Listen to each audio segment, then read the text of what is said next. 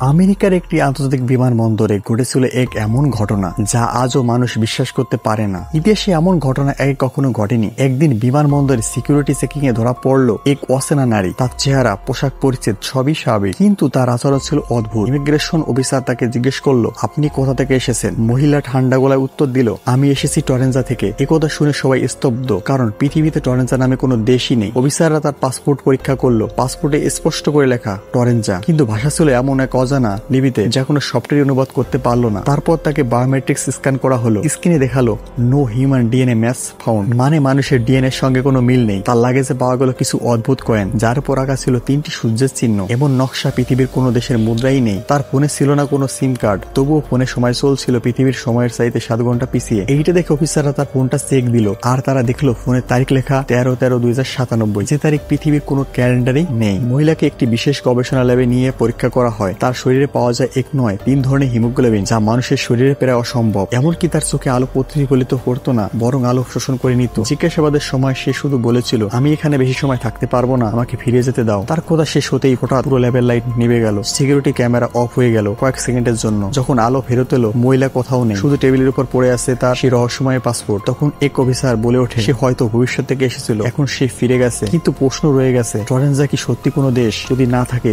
তবে সে কোথা থেকে এলো? ভবিষ্যতে কি টরেঞ্জা নামে একটি নতুন সভ্যতা জন্ম নেবে? আপনার কি মনে হয়? নিশ্চয়ই কমেন্টে জানাবেন। আর এমন রহস্যময় বাস্তব গল্প জানতে চ্যানেলটি সাবস্ক্রাইব করে পাশেই থাকুন এবং ভিডিওটি শেয়ার করে দিন অন্যদের দেখার জন্য।